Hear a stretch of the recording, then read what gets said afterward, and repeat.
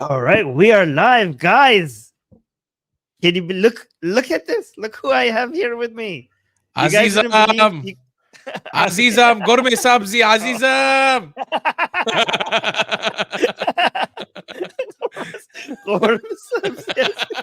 it's the only two words. And can I call you Armin Jan? Does that work? Armin Jan? Yes, that's good. Yeah, yeah. It's the only three concepts I You know can in call me Persian. Gorma Sabzi if you want. Like, I'll be your Gorma Sabzi all Gorme day. Sabzi.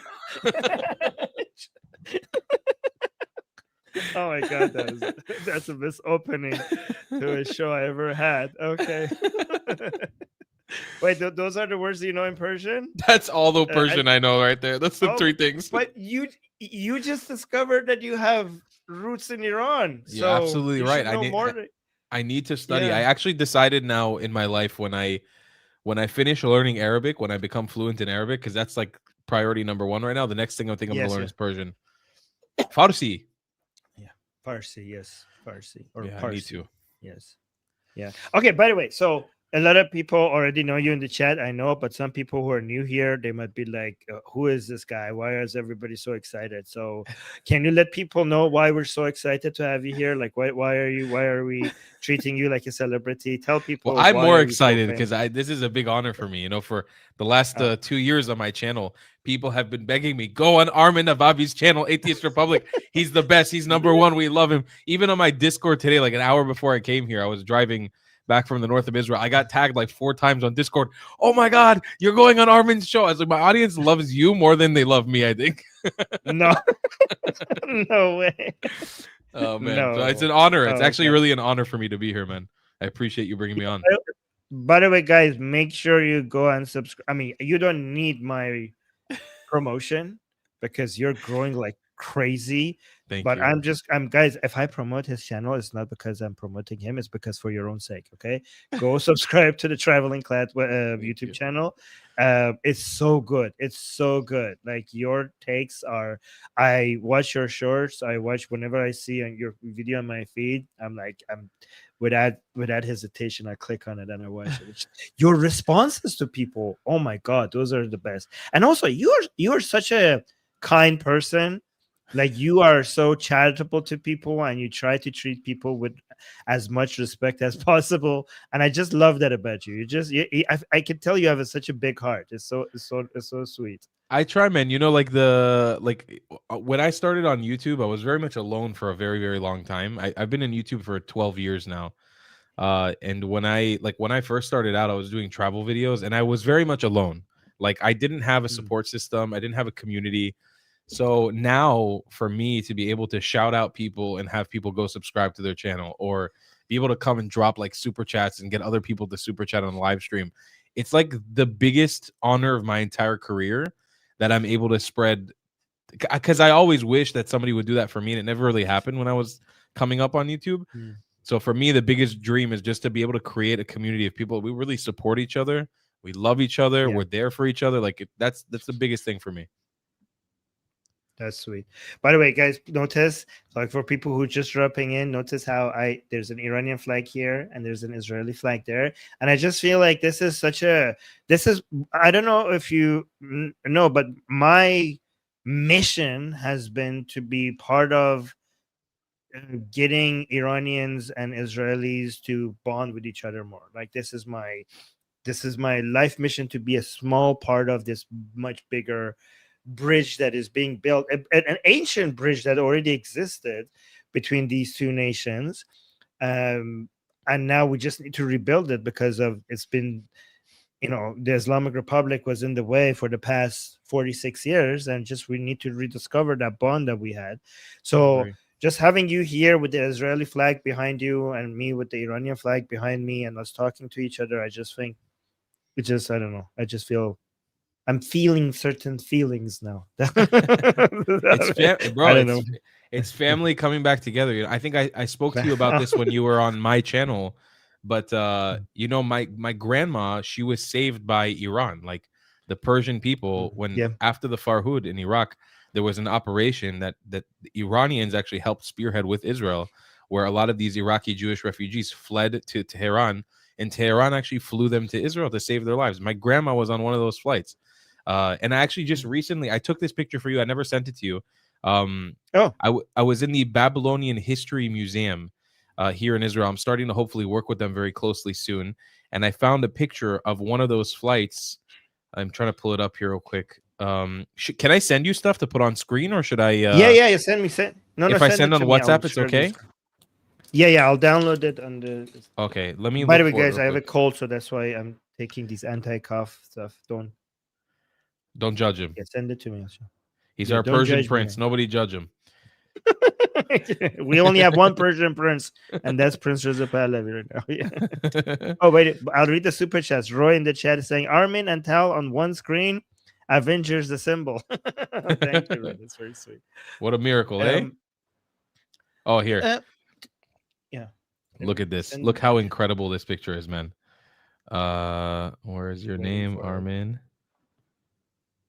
This is a bunch of Iraqi Jews, okay, waiting on the tarmac. Why is it making a group with you? Okay, there we go. I just sent it to you. This is the picture I just sent you. Is a bunch of Iraqi Jews, Babylonian Jews, who were kicked out of their homes or subject to oppressive anti-Semitic pogroms, waiting on the tarmac in Tehran, Iran, en route to Israel. How incredible is that? It's like, I saw this picture. I was like, man, I have to take a picture of this to Armin because we spoke about this last time. That's just to show the bond that our people have, that the Iranian people and the Jewish people, the Israelite people have for so long. Oh, here. This is it. There it is. Oh, wow. Yeah. That's crazy. So they're waiting in Tehran. So this is during this. What year is this? I believe this one was 1949, I think, or 1950. I don't remember. I don't have. So Iran was before the revolution. Iran was a safe place for Jews. Right. 1950. 1950. Yeah. I have it here in Tehran. Okay, so here's the thing.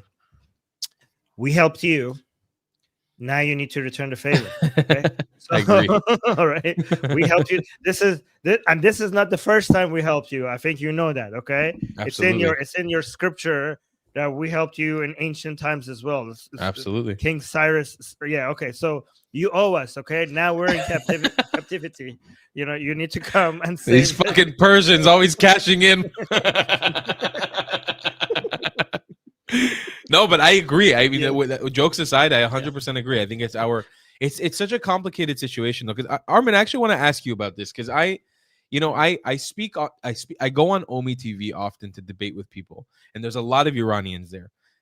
I would say a good 70% of them are anti-regime, pro-Israel. I'll do the same thing I did with you. I'll go Azizam, Gourmet Sabzi. I love Iran, and then they'll be like, I love Israel. Like a lot of times they'll say I love Israel, but there's still like this quite sizable population that are like, fuck right. Israel, bombs to Tel Aviv. They'll say like really crazy stuff, and I just wonder like how much of the population is actually brainwashed by the regime in Iran. Well, okay, so it's really hard to come up with accurate numbers because the only way to get accurate numbers is scientifically collected data, right? Correct. But what is clear is that the trend is in favor of Israel. Right. Right? Like what we knew that in Iran, the people is so obvious that the people who love Israel in Iran today is more than last year, and last year was more than the year before, and so on, right? So we know that there's a significant, and it was already increasing in favor of Israel, but do you know what was the spark that made it go exponential? This recent war. No. Even before that, it was Prince Reza Pahlavi's trip to Israel. That was the thing that made Iranians feel, because here's the thing, even Iranians who were supporting of Israel, they thought it's taboo. So it wasn't if you had a flag of Israel in Iran, it was not taboo to not step on it. Like people celebrated the fact that we saw so many videos going around the flag. When you put the flag on the ground in Iran for people to walk on it, so many people out of show of respect they will go around it and not step on it. Like there's a video from the university in Tehran that you can see all the students are just walking around it instead of stepping on it, and then one student steps on it and everybody starts booing, like the whole crowd starts like, whoa, boo, right? But that was not taboo because that was just a sign of respect for another country, right? But it was still taboo at that point to celebrate Israel, right? It wasn't taboo to, it was okay for people to refuse insulting Israel, but people wouldn't go and like say, I love Israel, like wave the flag of Israel. Even though many people loved Israel, they wouldn't say it. They thought like there would be such a backlash, right? Yeah. But Prince Reza Pahlavi's trip to Israel just opened the floodgates of people thinking that, oh, it's okay to say this. And that's when you saw just people coming out. By the way, let me just brag. I called myself a Zionist, even though I'm not a Jew, years before that. And my own audience were telling me like, okay, Armin, you're going too far. Like my own audience on my Atheist Republic channel, because I have a English channel, I have a Persian channel. I have like much more views on my Persian channel. And my audience is mostly from Iran on my Persian channel, right? And people are like, well, Armin, okay, fine. We shouldn't be attacking Israel, but like, what the hell's wrong with you, Zionists? They're like, that's insane, right? And I kept on defending it. And today, most of my chat calls themselves a Zionist. Like most of my Iranians who call themselves Zionists, because I told them a Zionist is somebody who thinks that Israel should be able to exist and defend itself. Yep. And now people accept that definition. And if you ask my chat, and which is mostly Iranians inside Iran, if you ask them, are you a Zionist? Like 90% of the chat will say, yes, I'm a Zionist. So I have normalized that, at least in my community. It's beautiful. It's a beautiful thing. I think it's also like the default position that most people in the Middle East should have at this point. Like anybody who isn't a Zionist is just a Zionist. I believe they're a Zionist in the making or a Zionist on the way, because it's the default position. Like not being a Zionist or being an anti-Zionist is the losing position in the Middle East. We're not going anywhere. Right. We proved our worth in this last war. It's done. If it wasn't clear enough in the last 76 years, now 77 years in, we're not going anywhere. We're staying here for good. It's either work with us or work against us. That's the only. So help me out here. Some people will say, like, this is my people are like, Armin, are you for ethno states? Because Israel claims to be a Jewish state. You believe in classical liberal values, so you should be not for ethno states. I'm like, Israel has equal laws for Arabs and Jews and everyone else, right? Yeah. And they point to a statement by the government at some point that said that Israel should be a Jewish state. And I'm like, well, I don't know about that statement. The fact is that all the laws in Israel are equal, except anytime that they're not equal, the Arabs have some privileges that Jews don't, right? So if it's an apartheid, then it's an apartheid against the Jews. In some ways, it actually is. It is, yeah. Right. In so some ways. I don't know, but what would you say? Because I am more in favor of nationalism than any ethnic identity. Like for example, I consider my Iranian identity to matter to me. I don't care about the Persian identity. I see. Because, I don't. So I think like Iran is only 50% Persian or 60%, whatever, right? So I don't think like I care about the Persian language. I think the Persian and I care about Persian culture, but not about Persian identity. I think the identity should be focusing on national identity. So ethnic culture is something we could celebrate.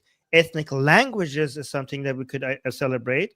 But ethnic identity, I think, should be slowly pushed aside in favor of national identity, right? So like Israeli identity, Iranian identity, rather than Persian or Jewish. I don't know. What do you think? Do you think It's a complicated, it's a really complicated take, especially in this land. I will say, I think that if there was a country in the Middle East that was able to form into a democratic nation, like a proper secular democracy, it's Iran. I think it's the only country that has the potential to actually accomplish that goal. Because Israel isn't. Like, as much as we say we are a democracy, we're not totally a democracy. We do have some rules on the book that are governed based on a theological system. And you are right. There are certain rules that straight up are apartheid against Jews in this country, sometimes on a national level. And like, for example, like praying in the Temple Mount, which is an entire conundrum where we literally base ethnic and religious identity on who can pray where and who can enter where. And also certain laws that, for example, Arabs get, which like Arab Muslims and Christians don't have to serve in the army. They don't even have to do a national service if they don't want to. That is insane. That's insane. And even Haredi people or Hasidic people, which we sometimes give them a free pass because of their religious identity to not serve in the army or do national service. So those are things that they just kind of falter the lines of Israel's true liberal democracy identity. I personally think that Israel cannot survive in this region as a democracy. I think that whatever we do moving forward, we have to have a serious conversation on how we form this country into a hybrid model that works. It looks maybe at our Arab cousins in the region, at our Arab neighbors in the region, and tries to form something that can actually last here long term. Because unfortunately, as much as I love the democracy here in Israel, and I think it's an amazing thing, and every Israeli really respects and loves and appreciates it, I just don't see a way where we can survive as a democracy moving forward. I don't see how this state can keep no democratic elements, like no elections. Like, what do you mean? Absolutely no. And that's the thing, is I don't think it needs to be like a zero-sum game where it's like where we throw out democracy so there's no democratic values anymore at all. It's just there needs to be certain safeguards put in place to protect Jewish. We're a minority. We're the only minority in the Middle East that is self-determined. The only one in the entire Middle East.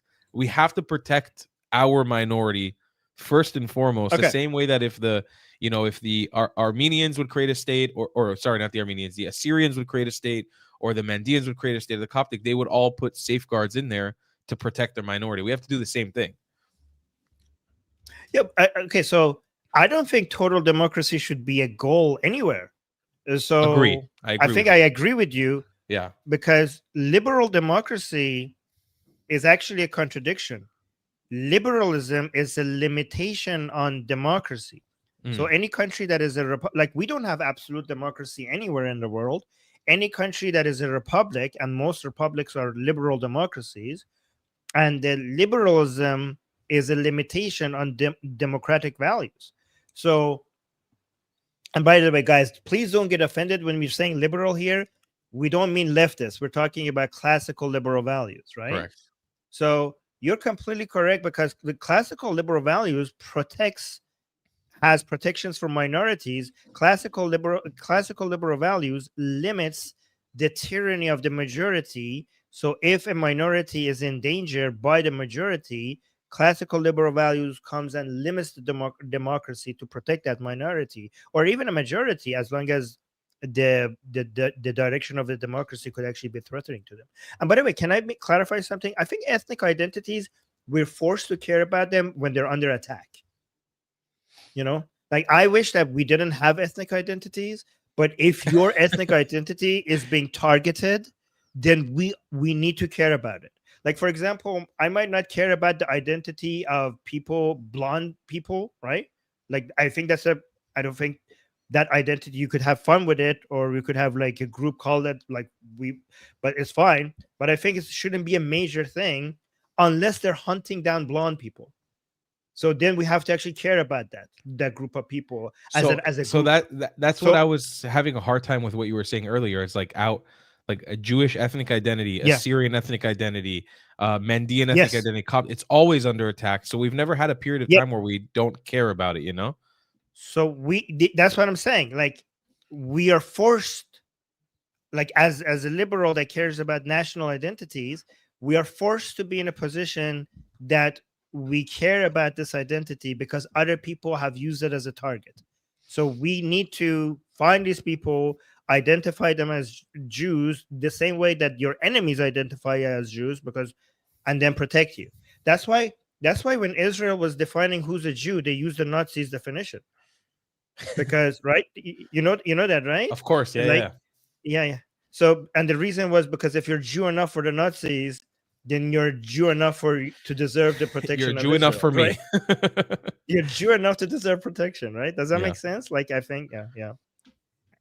What do you think? How do you think that where we are at right now? Like, what do you think about the situation with the war? Are things moving in the right direction? Are you optimistic? Are you Come not on, Aziz. I mean, optimistic? What do you we think? know it's not moving in the right direction. Our I our know. leaders have once again, unfortunately, and I want to say this: as much as I appreciate America, and as much as I appreciate Donald Trump, his regime, all the leaders in the Trump regime, I really do appreciate what they did. I'll be eternally grateful for the fact that they ended a large part of my country's suffering with the release of our 20 last live hostages. I will forever appreciate it.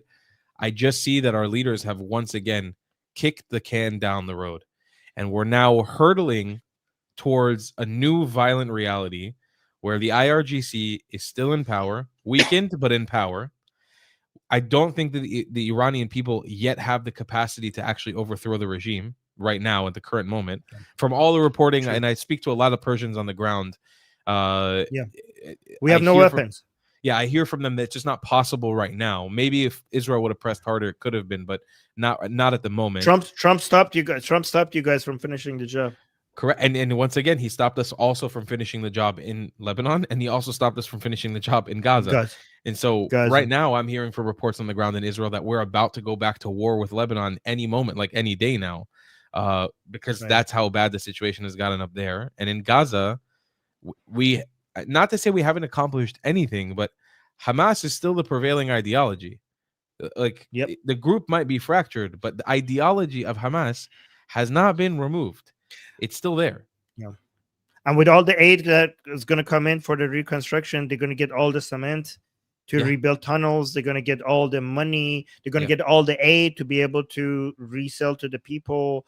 And Yeah. the amount of aid that is required to come in to rebuild Gaza is almost impossible to monitor all that. So they're going to rearm, retrain, re-radicalize, rebuild the tunnels.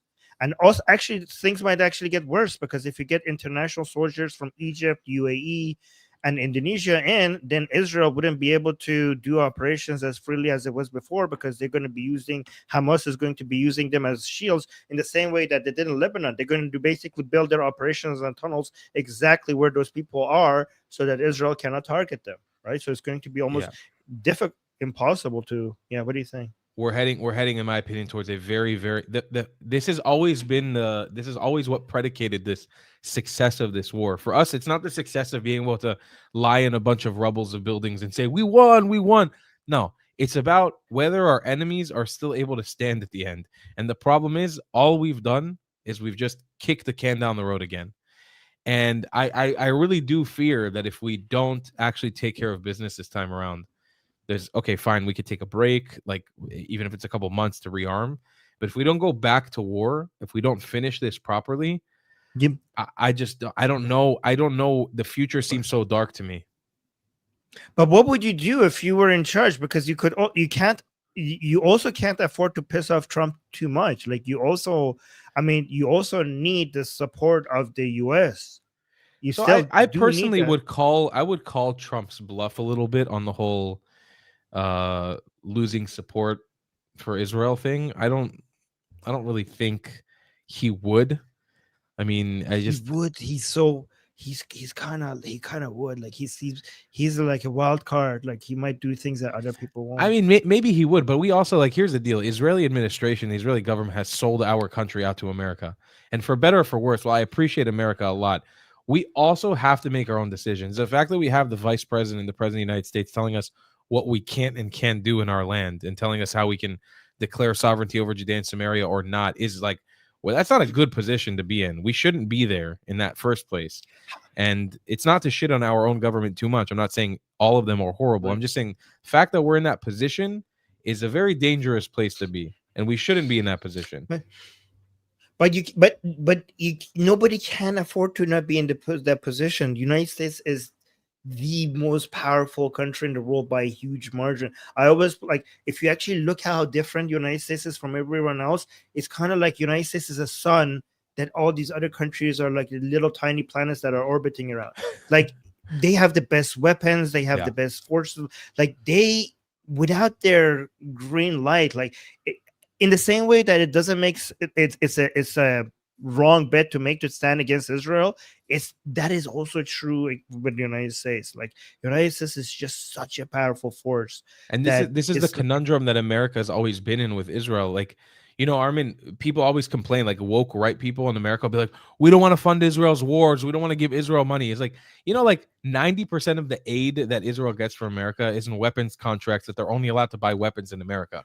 So I'm like, yeah. if we in Israel decided, all right, we wanted to release the grip of America a little bit, buy weapons from China, from India, from other countries, maybe from Russia, America would freak out on us. Americans would freak out on us. Okay, but America would call your bluff. You know why? Because they have shitty weapons. Okay, America, it's not the same. First of all, here's another problem you're gonna have. You already have so many weapons that you require America their constant maintenance and servicing of them, right?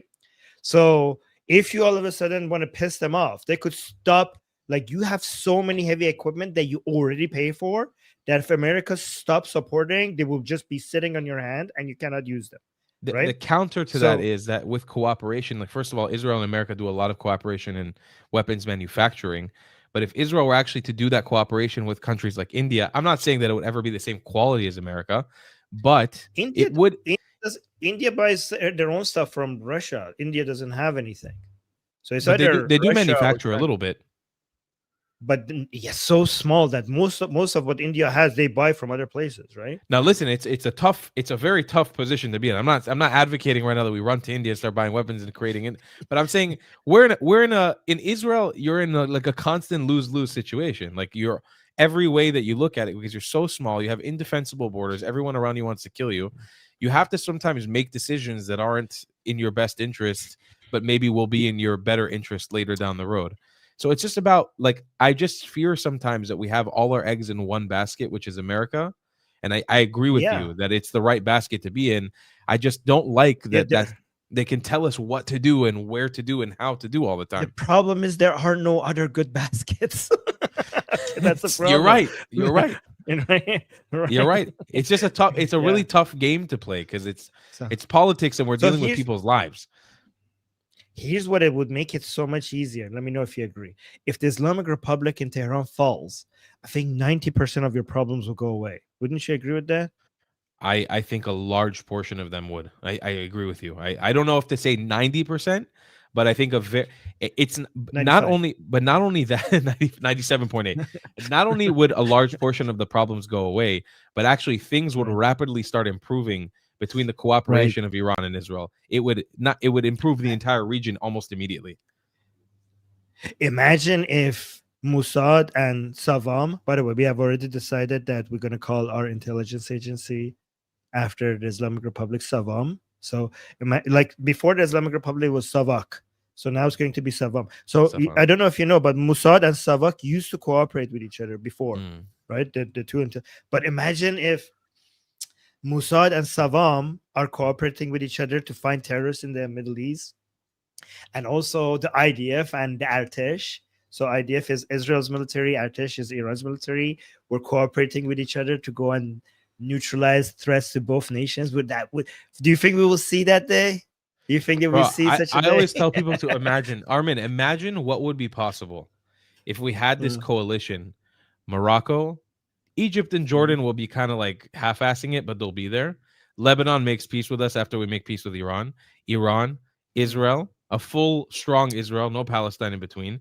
Israel, all together, and maybe even Iraq, if Iraq somehow, because I know a lot of Iraqis are like, they're just over it. They don't care about being at war with Israel. Imagine a coalition of all these countries together with the Khaliji states, Yeah, Saudi, UAE, Bahrain, Oman, coming together on one roof, creating some sort of EU-like model where yeah, we form a Middle Eastern coalition. Do you know how rich we would be? We would give every single region in the world a run for their money. We have the best food, we have the best people, the most beautiful people, the best right. history, the best culture, the best music, the best Mm, everything in this region. The whole world keeps an eye on us. Everybody would want to visit us. It would be, if we could just get our shit together and stop fighting, it would be yeah, unbelievable. Unbelievable. yeah. Okay, so it would be. And you know why we can't have these nice things that you're describing? Do you know why? Because of Khomeini. No, no, no. This is where we're going to disagree a little bit. Tell me. Because of Islam. It's Islam. Okay. It's Islam. Okay. This is why we can't have nice things. So what do you think? Do you think we can blame Islam? Because you have a core. I see your shows. You have a Quran and you bring it out as a way to celebrate it. So I have it right here. Oh, okay. Okay. I have a Quran too. Hold on. I have, oh no, this is a Bible. Okay. I have, can I tell you something? You're going to hate me. Tell me. I have a very expensive Quran that I don't know where it is, that I don't touch. Okay. But I also have a very cheap Quran that is specifically for ripping out and basically in tearing it apart, like doing like all sorts of thing in front of I don't know. I'm gonna get a fatwa on my head just from the people that I've been collaborating with this week. Jesus Christ, man! Tommy Robinson, AP, now you. I'm gonna get someone. They're gonna put a hit list on me. all my Muslim followers that love me because I always talk about peace. They're like this week they've been like, bro, what's happening, bro? What? Hey, bro, Tommy Robinson, chill out. I was like, listen, it doesn't mean I co-sign everything they say. It's an interesting perspective. Yeah. Okay, so you think Islam is a beautiful religion, right? You think that? Hold on. All right, hold on. Hold on. Come on, let's relax. Okay. I sound like Cenk from the Young Turks. Hold on. Okay. So I'll tell you what my perspective is. I'll give you the whole backstory because I really feel like I need to explain it properly. I grew up in and out of Israel around many Muslims. I have Muslims who are part of my family. I have cousins who have married Palestinian Muslims. I grew up specifically around one Muslim family that were like really family to me my whole life, and especially with my father's family, grew up around him, and it's like a bond of trust that I have. Sometimes even closer than some of my Jewish family, like that. It's so close. And so I always saw Islam from the duality of obviously the Muslims that want to kill us and the jihadists that want to kill us in this region, but also from this very fluffy Islam that I knew. Now, I spent 10 years traveling around the world. I traveled to many Muslim countries as well. I've been to countries like Kosovo. I've been to countries like Albania. I've been to countries like I've been to the Muslim parts of India, the Sufi parts, and I've seen what slightly reformed versions of Islam, like Sufi Islam and Bektashi Islam, can look. And Sufi Islam came from Iran. I can see what that Islam looks like in certain contexts, not always, and how possible it is to live alongside of it. I have a hard time. The hippie inside of me that spent 10 years traveling around the world has a really hard time saying Islam bad. That's a solution to the problem, because I've read the Quran twice, and while I will admit there are very problematic surahs in the Quran that are very problematic, I think that the book itself, that the ideology itself can be lived with. It's the interpretation and the users of Islam and the practices of Islam, specifically the ones who subscribe to Islamism, jihadism, and most dangerously, my opinion, pan-Arabism. They are the true cancer to this region. The pan-Arabism, when it fuses together with Islamism, it's the cancer to our region, because it preaches supremacy. It preaches ethnic cleansing. It preaches actual genocidal intent. And when I see random Muslims in Albania, like Bektashi Muslims, I'm not saying it's perfect 100%, but goddamn, you can live with it. You can live alongside of it. You can function in society. It's totally possible. Same thing in Kosovo. Same thing in other countries that I've been to that are Muslim. Okay, I'm going to try to convince you, and I'm going to fail, and that's okay. Okay, that Islam itself is the cancer. Okay. Islam itself is the cancer, and also it's not as simple as when you say that's the solution. Like Islam bad is Islam bad is not the solution. But identifying the source of the problem is part of the solution. It's not all of the solution. It's a necessary but not complete part of the solution, right? There's so many things that is needed as well, right? So you talk about good Muslims that you met because you grew up around good Muslims, right? Well, I grew up in Iran. I grew up around so many good Muslims, Right. okay, including my family. Okay, so I know what you're talking about. Like many Muslims are really decent, good people. Okay, but when we're talking about Islam, are we talking about the behavior of Muslims, or are we talking about the teaching of Islam? Like we have to like, do you agree? Like these are two separate things. When I say Islam is cancer, and you say, well, hold up a minute. I met so many good Muslims. I'm like, okay, what is our definition of Islam? Is it what Muslims, how Muslims behave, or is it what the Quran and the Hadith teaches? Because my definition of Islam is what the Quran and Hadith teaches, not Mhm. necessarily the behavior of every single Muslim. Would you agree with that? That the Quran and the Hadith is inseparable from Islam? And no, I don't agree with that. Why?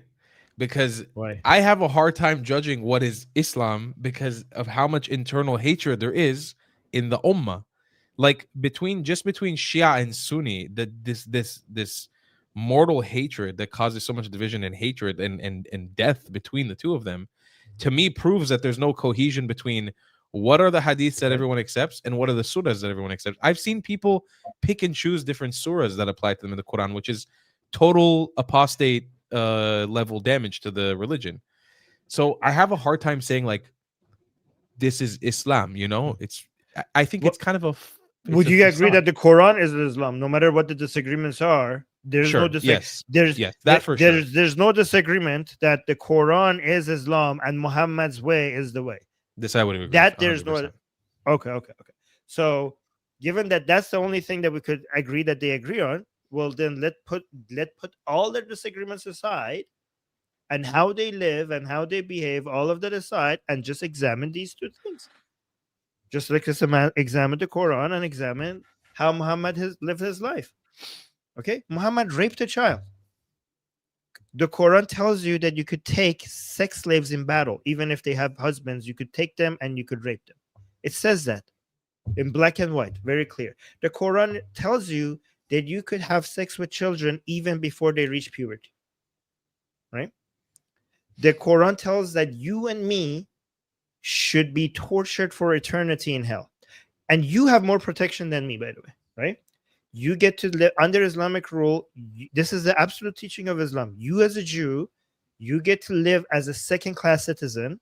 Still, you will be oppressed because you will be second class, but you're a Jew, so you're Ahlul Kitab, you're people of the book.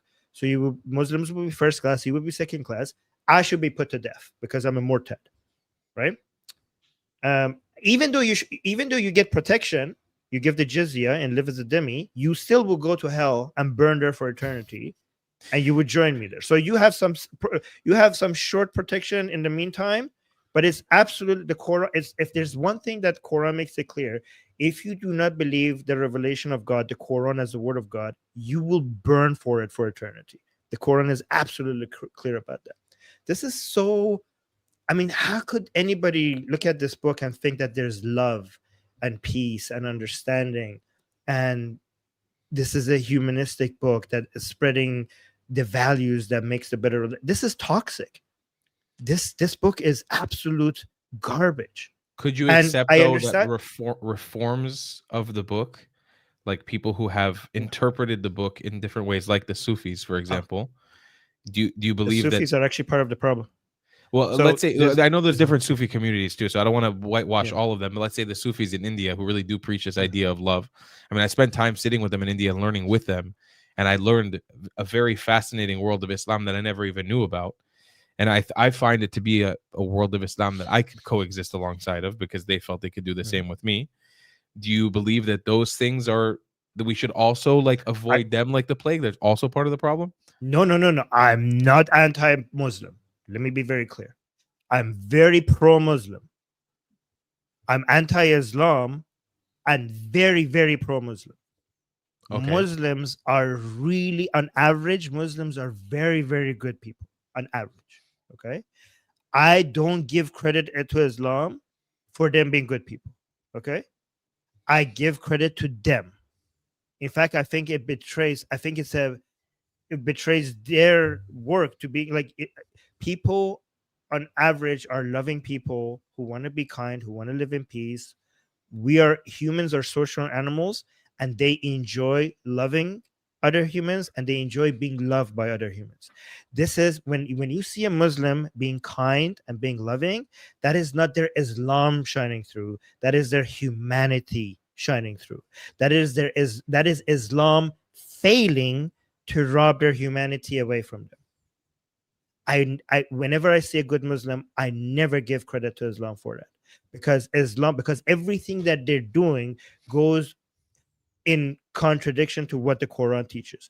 They might say like, "Oh, I'm a good person because the Quran teaches this," but I know what the Quran says, and I think like they became good people, but because they wanted to keep their Muslim identity, they're trying to act like the Quran is saying something else so that they could keep their Muslim identity. But they are good people because they are good people, not because of Islam. But I think That's that my that litmus test could be applied to Christians and to Jews as well. Because, for yeah. example, I just read the I Torah agree. over Yom Kippur, and Mhm. it preaches extremely violent stuff. It's very, you know, the especially Well, the you're talking like. to an atheist. You're not going to see me defending Christianity. So But that's what I'm an I'm saying atheist. is like, if you know, Yeah. like Jews today, we're not going out and genociding and murdering the Canaanites because God told us to 2,000, 3,000 years ago. So we've reformed in a certain aspect, and whether or not you look at that in a bad way, I'm not saying that we've veered off the path, but we're not actively going out and hunting people who don't agree with our Yeah. opinions. People reform. People reform. The religion is not the religion that. Okay. So people reform by distancing themselves from the religion. Okay. So the reason why you see people behaving better is because modernization and classical liberal values and modern ethical standards have progressed, and people, because of modernity, are living by higher standards, and these higher but these religions, and by the way, I know like we're talking about Christianity and Jews, but I think Islam is uniquely evil, much more than Islam and Christianity could but ever, but here's the right? thing. But But here's the thing. Jews, there's no litmus to be able to look at Jews that have distanced themselves from. I mean, I would say Jews have become more religious. uh, We don't practice no, in the same way. Jews are, like studies shows that Jews are very secular, the In the most secular West. group. No, even in Israel, No, Like on this is the average, difference though, because when we are look, you talking about culture or belief? that's Like, the thing. When you have an ethno-religious group, it's a little complicated because, you know, you'll have a Jew who's it's actually very completely simple. atheist. No, it's very simple. I think I have no problem with people enjoying tradition and rituals, right? I think, I think part of moving away from your religion easier is to keep the tradition and ritual. Like, if you like the rituals and the culture, I think those are beautiful. I think I don't have any problem with people keeping the tradition, the ritual parts of Islam, as long as the belief goes away. Like, like for example, if I have a Christmas tree and I'm not a Christian, like I think like if you become an atheist and you enjoy going to the church, keep going to the church. The ritual and the community is worth maintaining, as long as I want people to distance themselves from the belief, not from the rituals and the tradition. That is something that you could keep, because and we have so many scientific evidence that actually does provide value.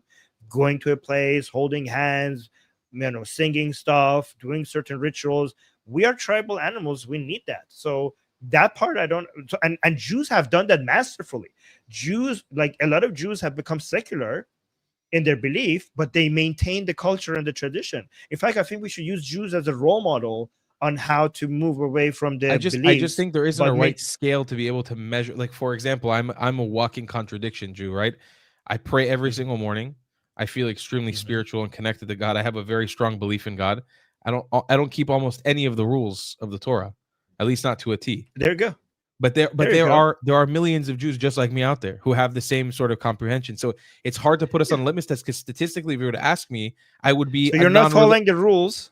No, Yeah. no. This is a good role model. Okay, so the prayer that you do, that's basically a meditation, and scientifically we have shown that meditations are effective. The ritual and the culture that you do, those are the cultural aspects that you follow. Those are very beneficial. Scientifically, we know that people get value out of that. Okay, but you're not following the rules. Okay, so this is great. This is exactly what I'm talking about. This is Correct, a but I you wouldn't should be be able used to as a look at role model. myself. I wouldn't be able to look at myself and be like, I'm a anti-religious Jew or I'm an atheist Jew. I'm not an No, atheist Jew. I heavily believe I, in God, in the God of Abraham, Isaac, and Jacob. Like I believe in the I stories don't. of the Bible. I'm not advertising. I'm not advertising for people to say we're atheists or we're not Muslim. Like, that's not that. I think that is not required for me to consider it a win. I think what you're doing is a win in my book. Like I if I agree, by see a the way. I think that Muslim, what I'm doing is a huge win for spirituality and is a religion in general. if I see a Muslim, who says I'm a Muslim, okay, I believe in secularism, okay, I believe in women rights, I believe in peace, I believe in coexisting, I believe in this and this and that. I'm like, okay, everything she's saying is against the Quran, okay. Like I'm not gonna be like, but you have to say I'm an ex-Muslim. No, you have to denounce Allah. Like, okay, this person, I believe that everything she's saying contradicts the Quran, and I would consider her on my team. I'm not But going to the go question is push. like there are billions of people out there that find extreme value in the teachings of the Quran, and that's not Armin. That's no matter how hard we want it or we believe in it, that's not going away. Like we're never going to be able to Yeah, rid the world of Islam or the Quran. So my I'm not question saying that we is should. like if we call the Quran, if we call Islam the problem, rather than actually Mhm. the micro ideologies that are forming amongst Islam, because we acknowledge that Islam or Muslims, it's not a cohesive circle. It's not a cohesive group. No, There's nothing there Muslims are not tangible. cohesive. The Quran is pretty clear. The Muslims are very diverse. Quran is just one book. The Quran is just one book. Islamic teachings are pretty straightforward. I'm sorry, I'm laughing. Muslims are I'm reading diverse. I'm reading your chat. I love some people are really dogpiling on me. Damn, bro. Catching some heat.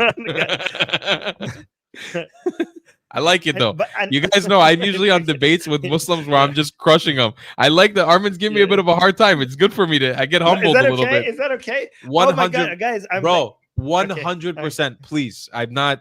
I'm not Because afraid of this. you, I like having I these love you, conversations. I love you so much, and I don't want to, guys. Armin, Likewise. you're meeting one of your heroes, and the first thing you do is you just challenge him. Like, what the hell are you doing? Like, he's never gonna Likewise, come and you back. are more than welcome to I invite people to criticize and critique what I say. I'm not a scholar in this. This is just what I believe over the years of traveling and meeting Muslims, interacting with Muslims. This is the opinions that I've come to. But when I hear people like you speaking, and when I hear people like Apostate Prophet, who I only learned was Sufi yesterday, 2 days ago, he was like, Sufis are a fucking big part of the problem. And I was like, damn, it gives me He said also that. another perspective. Yeah. AP said that. Oh Oh my yeah. god, I love AP. I love you. AP understands his stuff. AP knows his stuff. Thank you. Yeah. Right. That's what I said. I didn't know AP said that, and I told you when you said Sufis, like actually Sufis are a big part of the problem. So yeah, me and AP, we fake alike. But that's the thing is like even with that, even with the Sufism, it's not Right. like there are Sufis in Nigeria, in India, in Iran, and in Turkey, and not all four Sufis believe in the same thing. And Shia breaks down into 15,000 different categories that all don't But believe in the this same is a thing. diversity among Muslims. The Quran is this is. By the way, this is not a very long book. I know this It's looks not a big long because book at there's all. so many. It's a very short book, okay? Yeah. So you keep talking about the diversity among Muslims. The reason why there's diversity among Muslims is because there's diversity among humans. Humans are complicated animals, and their opinions are influenced by a million different things. Obviously, Muslims, just like all groups of other people, are going to be diverse. Okay, this book is not very diverse. And when you say like why would, like, given that all of them they are diverse and they love the Quran, why should we call the Quran as the problem? The Quran is not going to go away. Yeah, I know the Quran is not going to go away, but the reason why we should call it the problem is because it is the problem, and it's good to be honest, right? And I can tell you, based on my experience, more and more Muslims are learning to be okay with people who are anti the Quran. I think the solution is not to go and lie to Muslims. I mean, I'm not going to be against, like, I'm not going to not be friends with a Muslim who thinks that actually Quran is compatible with women rights, with secularism, with all of these things. If she or he thinks that, we could still be friends. Correct. So given that I tolerate that person with their wrong opinion, they should what we should try to achieve is them tolerating me with what they think is my wrong opinion. So instead of like treating Muslims like children, like, oh, don't go tell a Muslim that Quran is part of the problem, just tell them like, hey, you think Quran is good, I think Quran is bad. Can we live next to each other? Like, But are you so okay with me saying that? let me Yeah. give a counter to that. I say that rather than condemn the entire book itself, okay, we can, and this is how I choose to have these conversations with Muslims, is that there are very problematic things in this book. Like the Battle of the Trench and the hadiths that follow it is something that as a Jew, no matter how many times I read this book and try to find elements of positivity into it, I can't. And I tell this to every Muslim I have an honest conversation with. I just can't find any positivity around the Battle of the Trench, the enslavement of Safiya as a 10th wife of Muhammad, and the murdering of her family, and then the checking of the pubic hairs. Genocide, an act of, you basically a book that promotes genocide. But that's the thing is, those specific verses, I can't. I have nothing I can reconcile with it. I can't. But I can't. I choose not to condemn the whole book, because what I say is, like you were saying, that there's no cohesion between the Muslims. I believe that this book could actually potentially be the solution as well, because the interpretations, a book that you just admitted promoted genocide, because interpretations of the book are different per community. And like you're right, it's through the people, but the way that people interpret the book is different. There are different Muslim communities who interpret in different ways. And yes, you could call them by other Muslim standards, they would call them kuffars. They would call them apostates to the religion. So first of all, most Muslims have never read the Quran. You're absolutely right about that. Okay.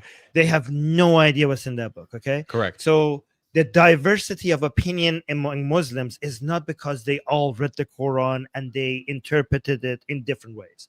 Their diversity of opinion is because they're influenced by things other than Islam, right?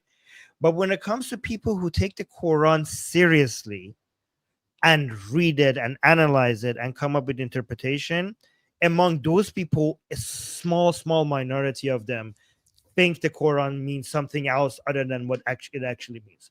So if you see so many good Muslims, it's not because they come and read the Quran like, oh my God, this verse that tells you that beat your wife, which we have actually a verse that commands you to beat your wife, it actually means tickle her. Okay, no, it doesn't mean to be tickle. Well, I'm gonna interpret this as Rabahunna as like, just have like, a tickle fight with her. Okay, like, oh, it's good now. It's not okay. It's not that. It's because they never read that verse. They just never read that verse, right? So if and also the new interpretations that you're talking about, they're quite modern.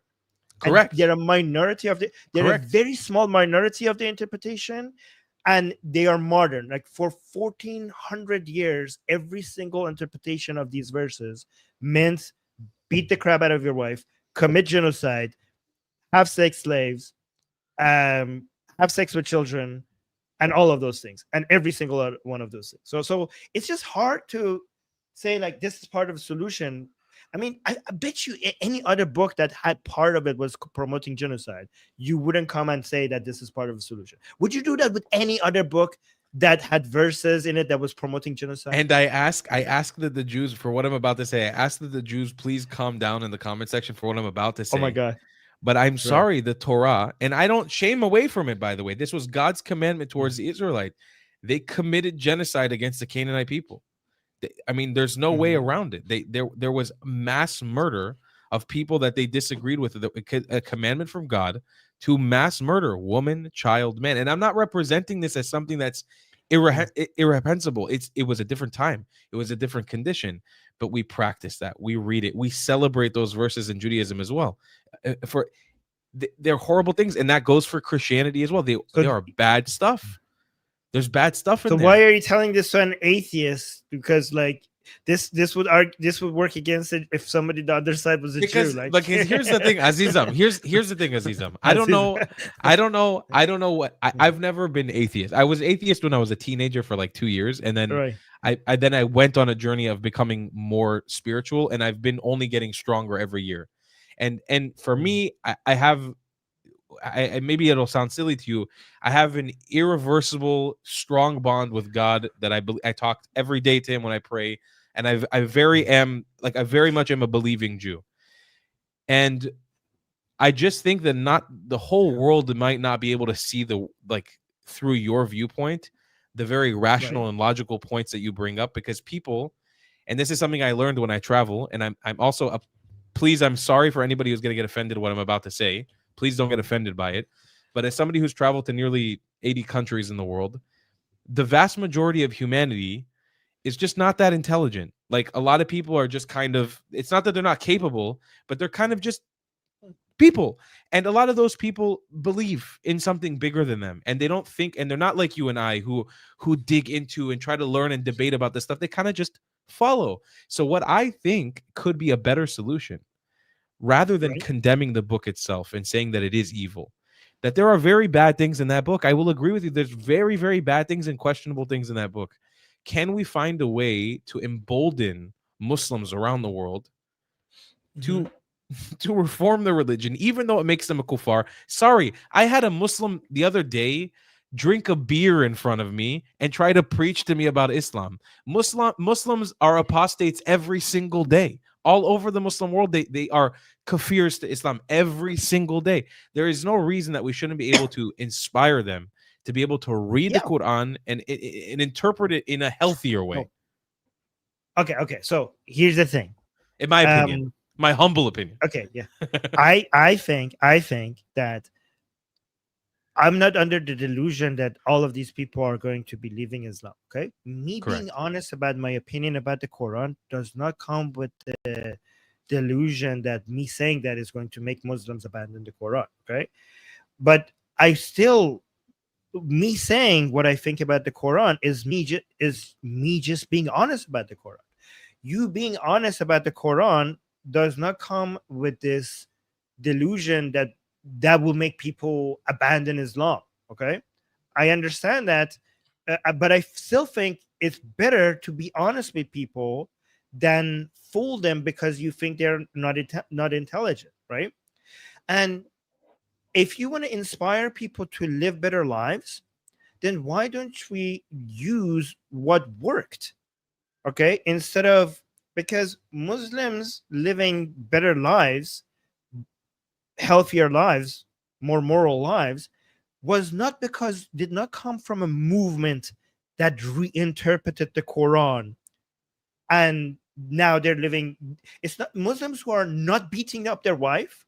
We're not going around beating up their wife until somebody come and like, actually, this verse means something else, right? That is not how it happened, right? Yeah. Modernity and higher standards makes people want to live better lives, and then because people are attached to their Muslim identity, if you show them that this verse actually tells you to beat your wife, they refuse to accept that that's what it's saying, right? The causality, the direction of causality is not let's reinterpret the Quran so that these people live better lives. You inspire people to live better lives by showing the results of living better lives. And then a side product of it is some people, some of them are going to leave the religion, and some of it are going to come with excuses for why. And some of them most of them would not even think about it. Okay. So once you inspire people to live better lives, there's three reactions to it. One reaction is you leave the religion. One reaction is that you come up with excuses that this verse actually means something else. But the vast majority of the reaction is that I'm not even going to think about it. I'm just going to live a better life, right? That's the vast majority of the reaction. So I think the engine that inspires people is not going around and lying to them about the Quran. I think even if you think people are not going to change their opinions about the Quran, it's important to be honest. Like, we cannot be like, oh, people are dumb, let's lie to them. I think honesty is the best policy. If you think the Quran is teaching barbaric, inhuman, violent teachings, and you see that it's saying that, you should just tell that, because people respect honesty. And I think Muslims, I actually give credit to Muslims. I think Muslims are capable of tolerating us being anti-Islamic. I think they will. I think even if they don't change to our position, even if they're going to keep themselves keep being Muslims, I think they are capable of being like, okay, listen, I love Islam. You don't like it. You think Islam is shit. I think Islam is the best thing. That's fine. I think we could get there. So I think we can be honest with them, and we don't have to fool them because we think they're dumb. But I don't know. What do you think? I mean, I look, I think we actually have similar goals in mind, but a different way Yeah. of approaching it. Like, obviously, I saw somebody write in the comments while you were talking about how we both have, we're very well-minded about these people in the Middle East, about people who are of a Muslim faith. We want peace. We want love for these people. We just have a different way of going about it. I believe that a lot of the hate that we see in the interpretations of the Quran and the way that people act upon it is at the behest of pan-Arabism and this cancer that formed and swelled in the Middle East and spread across the region in a very conquest mindset, like a mindset to go and conquer and conquest the Middle East and North Africa and some parts of Central Asia. And I think that, and people don't agree with me on this, that if we were to provide the Middle East with new identities, with the truth, I'm the last person who's ever going to tell you, don't be an Arab, don't be a Muslim. But I feel like these things will unravel on their own very quickly if we're able to actually give Muslims and Arabs in the Middle East the real identity they come from. Lebanese being Phoenicians, Egyptians being Coptic, Jordanians being whatever the fuck they are. It's very hard to understand exactly what they are. Palestinians being Israelites, Moroccans being Amazigh. There's a whole world. Iraqis being Mesopotamian, Akkadian, Sumerian, giving the Middle East a new identity. People love a new identity, and being able to unravel this cancer that's been spread upon the region, step by step. But I think we have the same goal. We have a different way of going about it. If I had to shorten it, summarize it. Let me be clear. I'm not telling people not to be Muslim. I don't get to decide that. Same. But if I tell a Muslim that I think Islam is shit, I'm not telling them that. I'm not forcing Islam out of them. I'm just giving them, in the same way that they can tell me that they love Islam. I should be able, like we are giving people the rights and freedoms to go around and say that they love Islam, and I want them to have that right, and I want to protect that right. If anybody wants to give Muslims a hard time or give them a hard time because they're Muslim, or tell them that they cannot love Islam, I will join Muslims against whatever force that is stopping. I will join the army of Muslims against any force that is trying to limit their freedoms and then stopping them from loving Islam. Okay, but I also would appreciate the fact that they get to say that they love Islam, for them to also allow me to say I hate Islam. I hate Islam with passion. Okay. Why can't, like, me saying I hate Islam does not take away your right to be a Muslim. Okay, I think you should be able to talk. It's not that hard to tolerate. It doesn't, like, look, if you're a Muslim, listen to this. I hate Islam. Now look at your body. Are there any scars on your body? No. Look at your bank account. Go check your bank account. Was there anything removed from your bank account? Nothing happened. Okay, this is why This is why I love Persian people so much. You guys have a way of speaking to the world. God has not created another human being like the Persians. I swear to God. I love you, Armin. But listen, I also, by the way, I have to say, I had a conversation with AP about this week, about the concept of Islamophobia. And I specifically, when I was talking to him about it, I was talking about, Infidel Noodle and Harris Sultan. You know these two? Yes, yes. Oh my God, Harris Sultan. So the four of you guys have always been sort of my radar on the Islamophobic world. Like, I get a lot of inspiration from the things that you guys say, specifically Harris Sultan and Infidel Noodle. I've sort of heard a lot of what they say and kind of try to base my thoughts around it. And I will say everything that I say about the respect that I try to uphold for Muslims and for Islam and for the Quran is all predicated behind this idea that I believe that this labeling of people like you, people like him, people like her as Islamophobes is absolute, utter bullshit. You can't, I think you guys have had actual traumatic experiences with Islam. You have an actual reason to fear or to not want to be around Islam. And I understand that and respect it. I think it's insane that the world somehow looks at you guys as heretics for having a genuine phobia of a worldview and of a religious group that has oppressed sometimes you, your families, your countries, your communities. And I think that that's insane. So I say everything, all the respect that I want to show to the world. I also believe in everybody's right to be an open and raging Islamophobe if they want to be. I don't identify as that myself, but I believe that everybody should have the right to criticize Islam, criticize the Quran. I don't agree with burning it, but if you wanted to burn the Quran, it should be your right to do it. You know, like it's not I in have burned my. the Quran and killed. I You burned the have? Quran once. Yes, yes, I can. It's I on didn't hear. YouTube. I didn't hear what you said. I gotta go, bro. I'm joking. I don't want to die yet. I'm still young, bro. I saw a lot of want to see, bro. I mean, here's the thing: the fact that that's a worry, that's a genuine worry, right? It's a genuine you worry. don't get that worry. You don't get that worry with burning the Bible or burning the Torah, right? It's a worry. It's a genuine worry, and it's a big problem that's a worry. It's a huge problem that is a worry. Uniquely Islamic. It's uniquely Islamic. Yeah. Yeah. It's not pan-Arabism, but pan-Arabism is like an older problem. You guys, by the way, thank you guys. You guys fixed that problem. Okay. We're fixing that problem. We're in the middle of fixing. No. That problem. No. This problem is Islam. Okay. With the death of Jamal Abdel Nasser, the pan-Arabism dream died. The pan-Arabism movement died.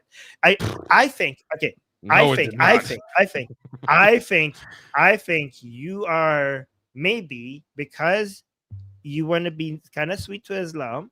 You are because I think that you are telling people that this is a pan-Arabist problem, even though we moved on from the pan-Arab terrorism to the Islamic terrorism, and you're just trying to keep the pan-Arab terrorism alive because you're trying to sell the Islamic stuff as pan-Arabism somehow. I think I'm also being paid by Qatar and the IRGC to do it.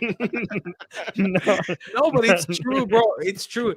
Pan-Arabism, by the way, is still so alive and so well. If you go, I follow a lot of Arab TikTok, like a lot of Arab TikTok and Instagram, and all these creators.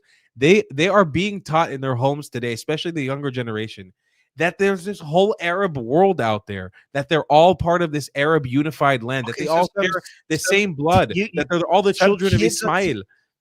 Where are these people? Like, where's where's their army? Everything I see is either a Shia Imamite or a Sunni caliphate.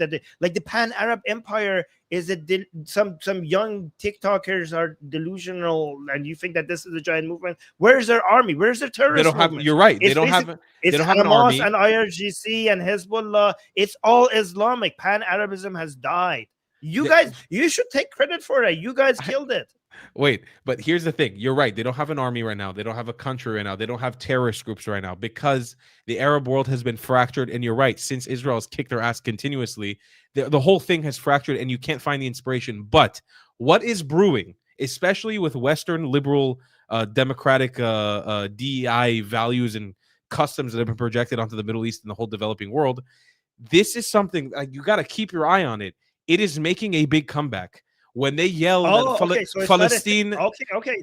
So it's not a thing right now. It's making a comment. You just admitted that it's not a big thing right now. Of course, it's still a thing right now. When a Palestinian blows himself up, he's not blowing himself up strictly because of Islam. He's blowing himself up so he could free the land. So this will be Dawlat Arabiya as well. He believes that this is Arab land. That's a lie.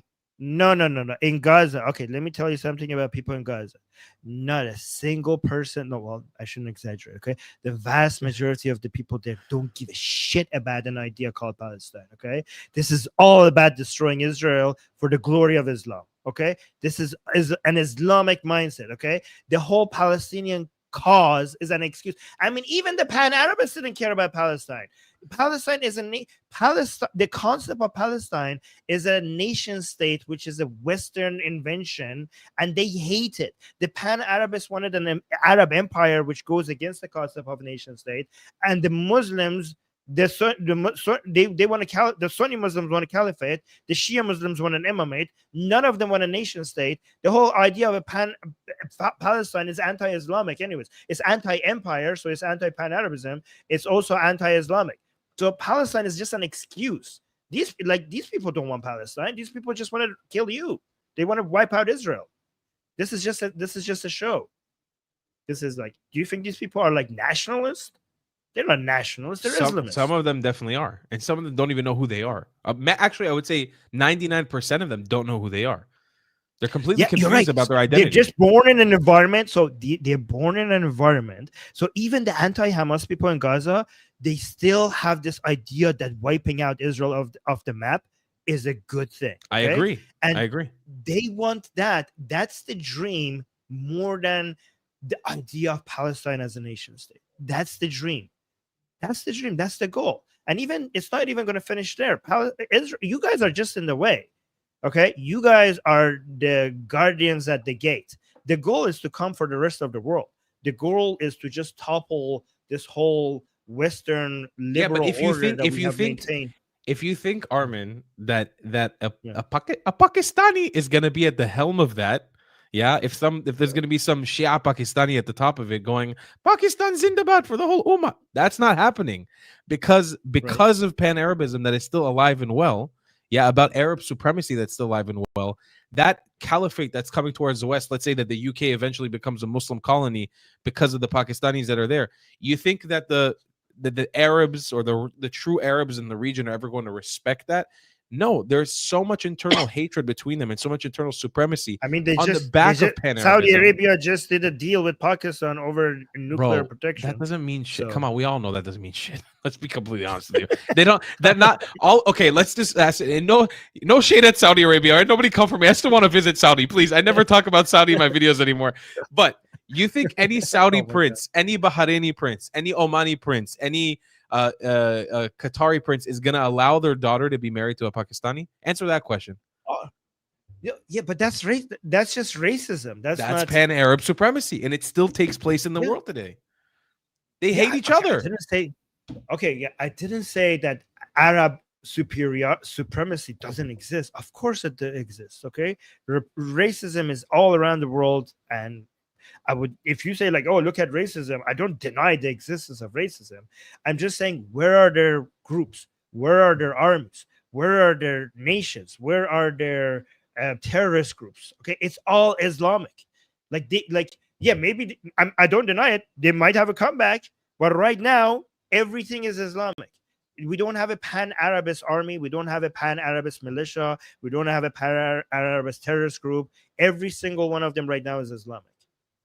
I will agree that a vast majority of them are, but definitely when it comes to Palestine, when it comes to Palestinians, they 100% espouse the idea of pan-Arabist ideals. Like they still hold on to this pipe dream. The main backing comes from Iran. It's not like they respect Iran. They don't like Iran. Well, ask a Palestinian about Iran. They're not going to be like, yeah, fucking, we love Iran. They hate Iran. They don't. The same thing with Hezbollah. They'll say it's good that Hezbollah is killing Palestinians in the north because that's what they do. But it's not like they're like obsessed with Hezbollah. They hate them.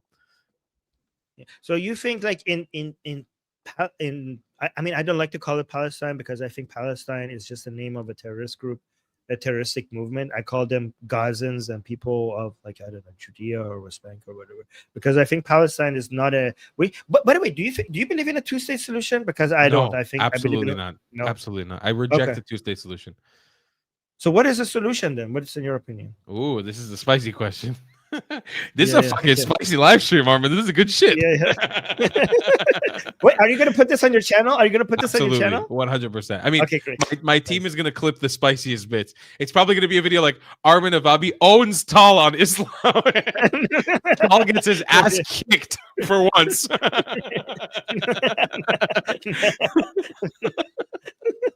Tal bullshits for an hour and a half about Islam with an expert. I can see the chat's like, fuck Tal. Tal's naive. No, guys, can you put some chat? Can you guys put some love for Tal in the chat so he sees like the love that you're giving him, please? Yeah, go. I'm just joking, by the way. I'm not offended, and everybody and everyone, including Armin, is welcome to critique my ideas, to critique me, to critique my acne scars, my beard, whatever. You can go for it. You're welcome. I'm not offended by anything. Okay, so you see, look at all the love. Look at that. You guys are the best. Thank you. Yeah. It's all in good faith. You know, we're having fun. We're enjoying each other's company and conversation. When it comes to the two-state solution, I don't believe that we can have it. I think that the way that I've narrowed it down is we have three options right now. The status quo where we remain right now, the way that we are, the Palestinians are going to attack us from the West Bank. We know this, and they're going to attack us again from Gaza. We won't be prepared for it again, like on October 7th, even though there are many of the settlers, I don't like to call them settlers, but the people who live in Judea and Samaria that are Jewish, they're preparing for that. I see that either way we head, at the current status quo, if nothing changes, we're heading towards a war with the Palestinians and a more bloody one. Second option, which I believe is the most likely option that's going to happen, is that the United States of America and Western nations push us to a two-state solution, and we end up going to war with the state of Palestine, which will now be armed directly by the IRGC's weaponry and ballistic missiles. Because if people don't know geographically, Iran to Iraq, Iraq to Jordan, Jordan to the West Bank, you have a direct highway from Ramallah, one road, if you want to take it, all the way to Tehran. You could literally funnel weapons in with one road using trucks all the way It's from harder now Tehran to because they Ramallah. lost Syria, and they don't have as much control over Jordan as they had over Syria. So it's much more difficult now. A good job with getting rid of Assad, because that's going to be way more difficult. It'll be difficult, but let's be honest. When there's a will, there's a way. They've done it before. They will do it again. If we give them a Palestinian state in the West Bank, it's 100% going to happen.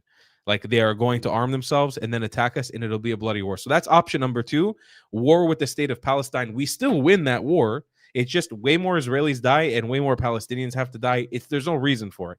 Option number 3, we declare sovereignty over Judea and Samaria. We incorporate it into the state of Israel, and we declare war on the Palestinian people who want to fight us. We say, if you want to live under us, you're welcome to live under us. We're going to figure out the situation with you. And that's a whole other complicated scenario to talk about. But if you want to go to war with us, you want to fight us, you want to die as a shaheed for Islam against revolting, using your muqawama against the state of Israel, please, you're welcome. Let's go. And those are really the 3 options that are left on the table. I believe if we know a war is coming, let's not wait for the war. Let's engage the war. Let's start it now and quell the threat before it comes and attacks us. Yeah, so they all your 3 options seem bloody. Like, do you have any non-bloody option? Tell me, in bloody, the history of this region, has there ever been a non-bloody peace time? Has there ever been a way I'm sorry for any of us who try to make this a Western democratic. There's no peace talks in this region. I wish to God, bro. I wish to God that was a possibility. I really do. I spent the whole day today with Palestinians, the whole day. I want it more than anything.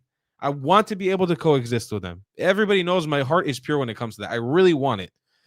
I just, there isn't a way. There's no chance. You know what pisses me off? That the Westerners already went through this, because they went through a bloodbath for them to be able to get to a position where they could just negotiate things. Like, like, for example, if you compare World War I to World War II, World War I was like, okay, let's just sign some ceasefire agreements and peace, and let's call it a day, not fight ever again. Okay. And that didn't last long, right? That ended up, we got to World War II.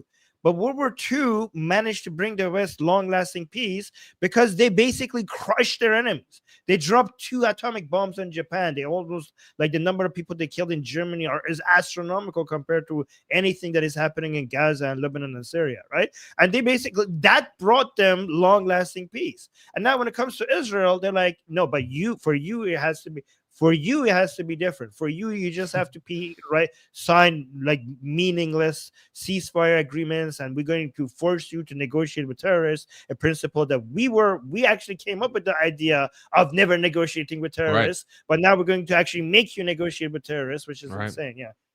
But okay, which one of these 3 options do you think is going to happen? Like, what's your guess? I think the 2-state solution. I feel the U.S. administration peddling. Yeah, I feel like the U.S. administration, and again, I say it with the utmost respect to Donald Trump and to his administration for what they did. I believe that they're going to peddle us towards a 2-state solution, unfortunately.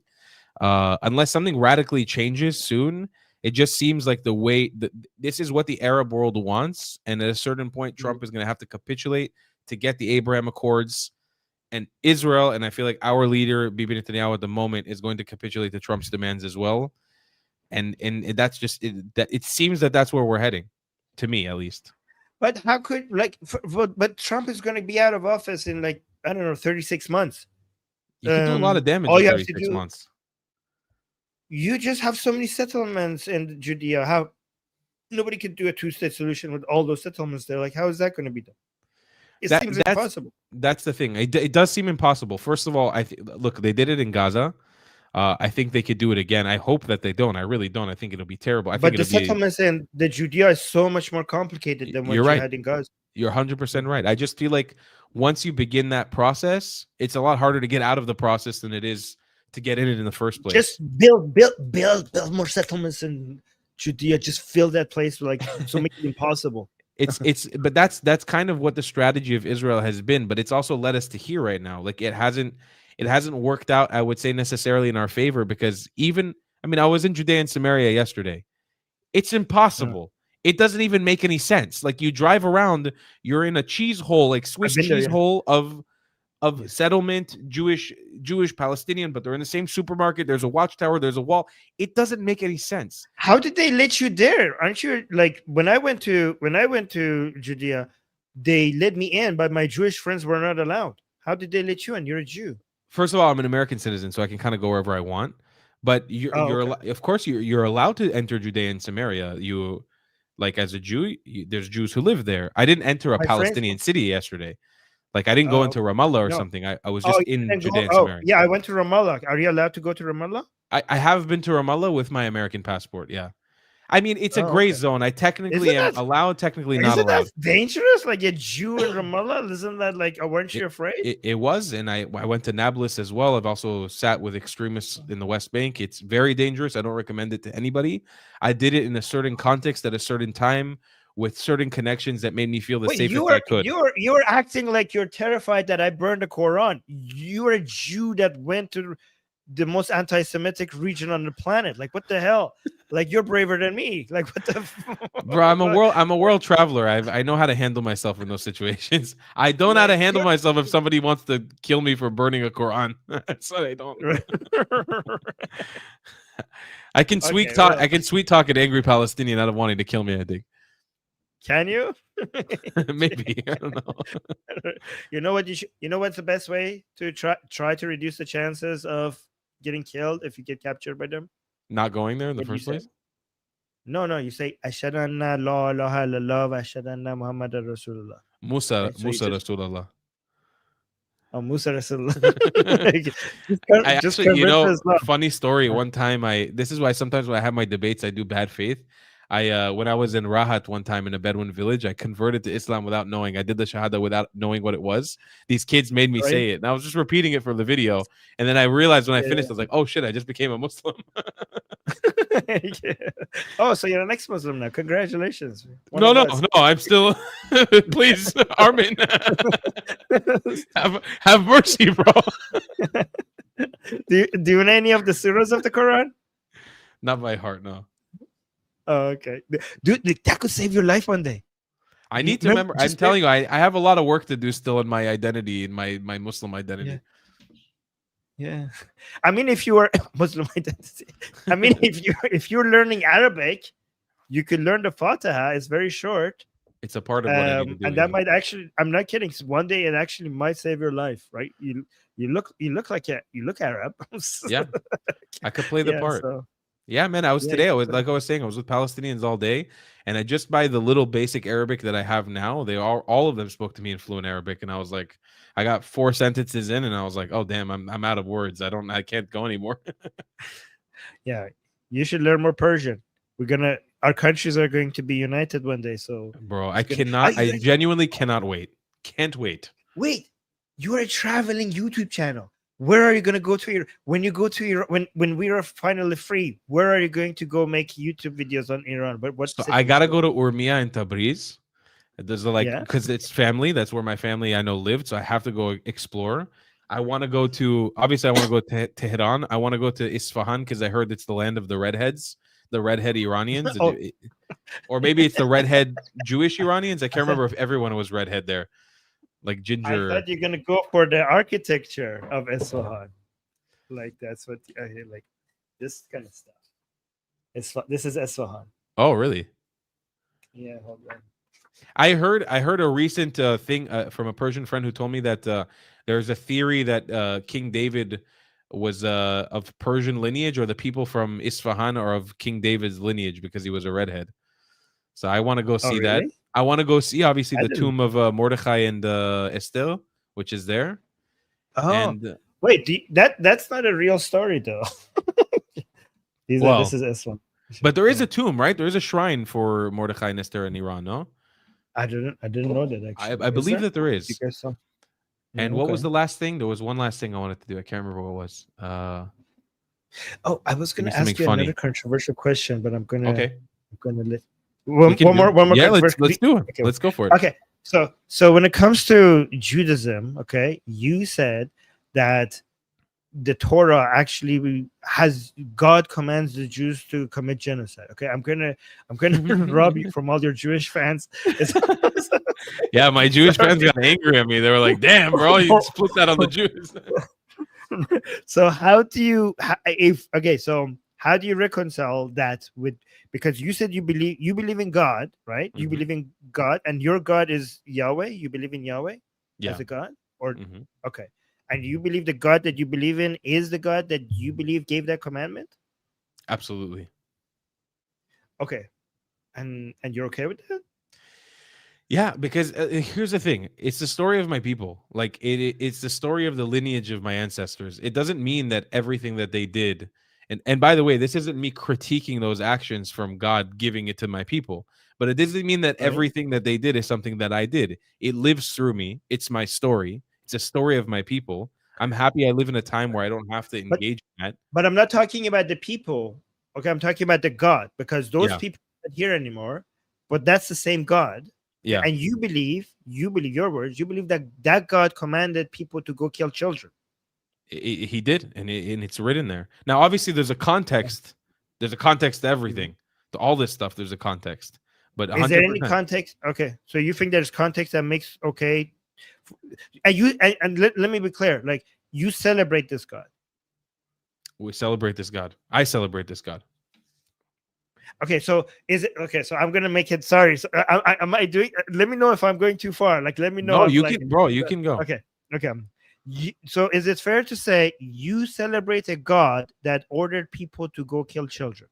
Is that a correct If you sentence? wanted to break it down in the most rudimentary sense, yes, Okay, you could say it like that. But to be fair, the people who our God commanded, commanded our ancestors in our Bible to kill, were sacrificing children and pedophilic, and were doing horrific acts against children. The society, the idea was but their children wasn't doing that. Like, yeah, they were doing the that, but children they were victims to the situation as well.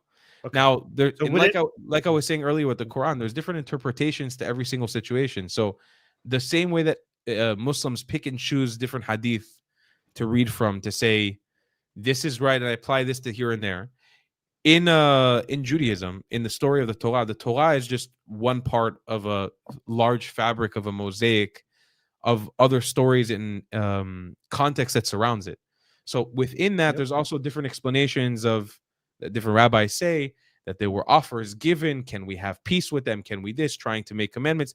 Things ended up in war, and the commands were given to execute everybody. It was a different time. It was a different situation.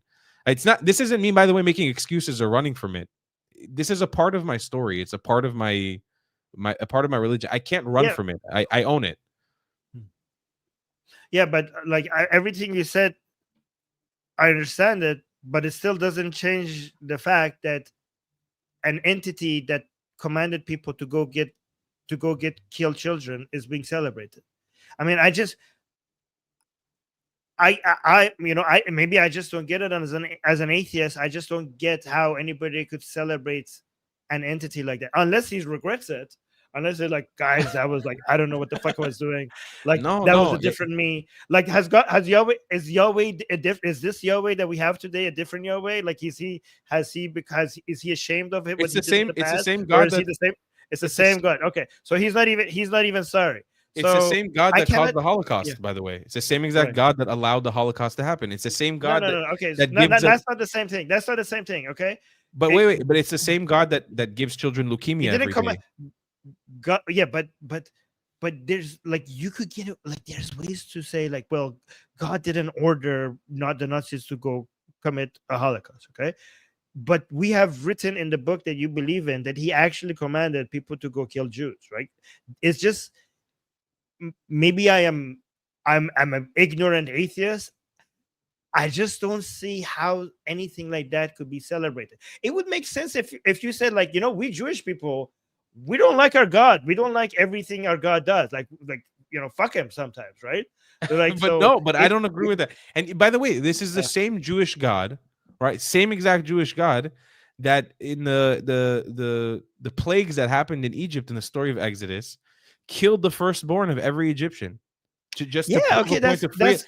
that's kind of fucked up. Like that, I wouldn't celebrate something A like that.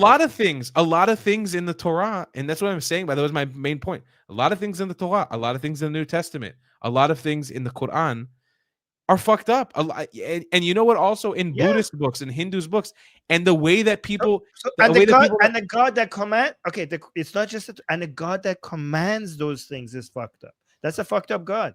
No. so here's the catch 22.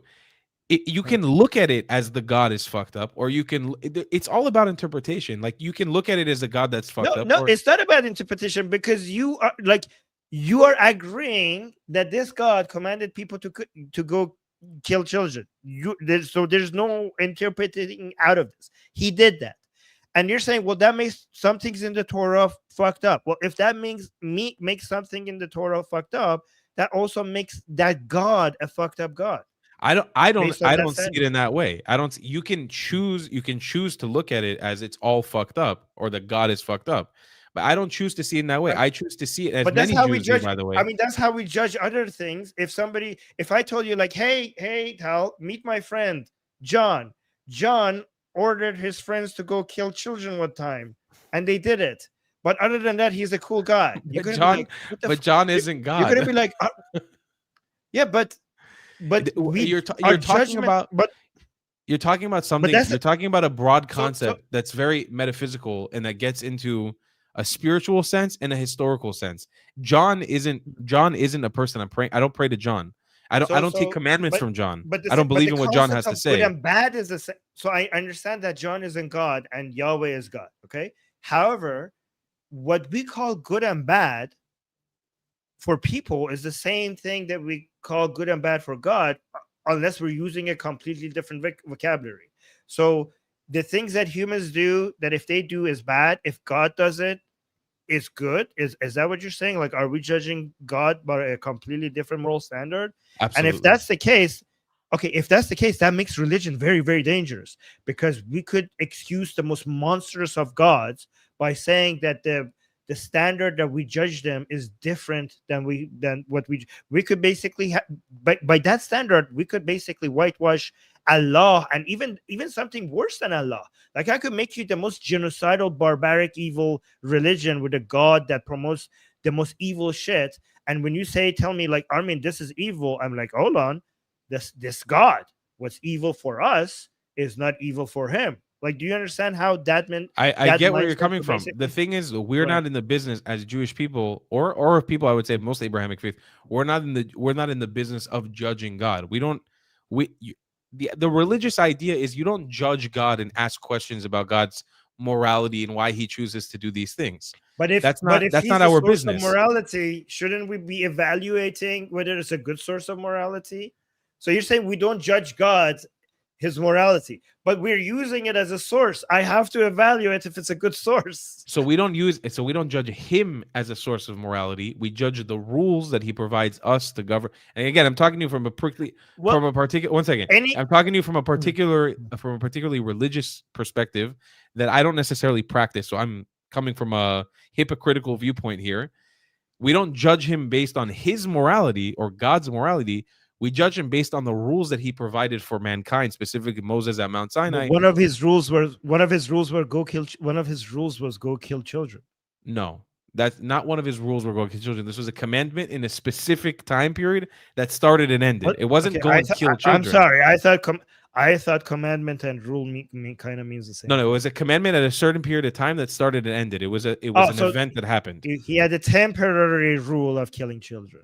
A temporary event to rid the Yes. land of Israel from the I Canaanites who were but do you see, from my perspective, any 100%. entity that has a rule that goes, even a temporary rule for you to go kill children, cannot be trusted as a source for morality? Like, does I that can make sense? understand from your viewpoint 100% how that Yeah. makes sense. 100%. Right. And what I will say is, and this is the one thing that I really appreciate about being a Jew, is that the whole idea of Israel, and I mean, you might find this a little fluffy and gushy and annoying, but it is true, and is the thing that I appreciate the most about being Jewish. Israel, the word Israel, one of the interpretations of the word is literally to struggle with God, is to have a back and forth. While I say we're not supposed to judge God's morality ever, the belief is that this isn't supposed to come easy. This idea of faith, there's a lot of fucked up shit that happens in the world every single day. And I find myself constantly looking and saying, what the fuck is God? That's the most Jewish thing in the world. That is literally the most Jewish, introspective, Israelite thing you can do. Because, and again, you can read the Torah, and I was sitting and reading the Torah on the holiest Jewish day as I was fasting for 25 hours, and I'm reading about how my ancestors are murdering Canaanites because of what they did. And I'm reading about it, and I'm kind of sitting there like, damn, this is really fucked up from page to page. But again, I can't. It's almost as if there is. It's almost as if there is no God to you, and I respect that.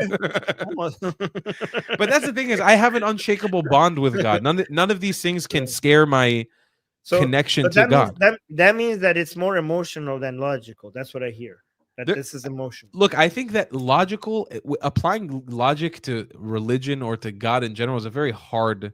It's antithetical to logic. Is antithetical in some ways to spirituality, because I agree. For spirituality to exist, you have to have faith. Let me rephrase what you just said. It doesn't make any logical sense to believe in God. That's what you just said. Yes. And that's why it's so amazing, Armin. And I'm not trying to convert you, but that's why it's so amazing. Because when I'm in a dangerous situation, or when I wake up in the morning and I put on my tefillin and I'm wrapping my goddamn arm with a piece of leather, and people are looking at me like, what the fuck's wrong with this guy? And I'm sitting there and I'm having this emotional connection with something above me that I believe in so heartedly, like wholeheartedly. It is the most irrational but incredible feeling in the world. And it's totally irrational. But I get to do that as an atheist. Imagine if I was a Jew and I now don't believe in that religion, but I enjoy doing all of that stuff, right? Yeah. I get to go do all of that without actually being logically inconsistent. I could go to the synagogue, I could read the Torah, I could go do this, I could wear all the things I'm supposed to do, I could go to the wall, I could do all the traditions, and I could enjoy all of that. I could be have that spiritual feeling. I could take advantage of the being with people and enjoy the community aspect of it, and at the same time enjoy the stories of Yahweh and Moses and Abraham, and just think that these are works of fiction that is part of my history, part of my heritage. They're beautiful, they're traditional, they're interesting, they're not real, and I get to have all of that emotional feeling without being logically inconsistent. I get to keep all of that emotion. Is being logically consistent a goal of yours in life? The goal in life is the highest amount of well-being for the highest number of people, and being logically consistent gets you faster to that destination than any other method. I don't believe that as a Jew, as a practicing Jew, you can be logically consistent, because our whole existence, my family's story alone is logically inconsistent. It doesn't make sense. The whole thing is a whole miracle. The fact that I'm here speaking to you right now, just the story of every single one of my grandparents doesn't make sense. It's like a fiction book. So to me, when I try to find logical consistency, even in my life, I struggle with that. So for me, I rely, and I think it's a very human thing as well, I rely on something bigger than me, something larger than me, something that I believe is playing specific strings in my life to move things in specific ways, that's protecting me. And that past and that relationship that I have with it is complex. And it's sometimes rooted in blood and in death and in very dark stuff. And sometimes it's rooted in a lot of positivity and a lot of greatness and holiness. But to me, I think it boils down to like my goal in life. I'm not saying that that's your goal in life, but I don't aspire to reach a point of logical consistency in everything that I do. That's not my main goal. My main goal is to be a good person, to do good into the world, and to have a strong relationship with my God. with what I believe is everyone's God. You're obviously a very, very kind person, okay? And I Likewise, also by the way, believe that you're a I sweetheart. also, yeah. Thank you. Okay, so I do believe that kindness is more important than intelligence and logic. Okay, if I had to choose between one of these two, logical consistency and more kindness, I will vote for more kindness every single time. Every single time. Okay, I just do believe that if we are trying to be rational and use empirical evidence as a guide, we cannot, as a way to try to make sure that our beliefs are as close to objective reality as possible, our kindness would be more effective in the right direction. You know what I mean? Like all that kindness and all that sympathy and all that desire to make more people happy, a lot of it would be less wasted if our beliefs matched objective reality closer, not 100%, just closer.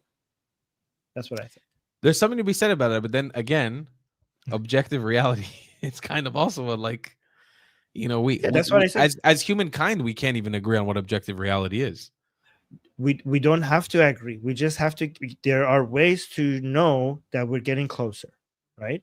So every model that we make out of our universe, if it has more interpretive power and explanatory power and less contradiction, and it applies the rules of Occam razor. So if you the models that when we use the modern scientific model and rational thinking and also empirical evidence to create models of our universe, uh, if these models have these characteristics, especially manipulative power and also what is it predictive power and manipulative power, basically meaning like science and technology and all the things that we're saying shows that these models are working, we can tell that our models are getting closer to objective reality. It never needs to get 100% matching objective reality, but we can tell that it's getting closer, and that's all we can hope for. Just get closer, so yeah, we're not going to know what objective reality is,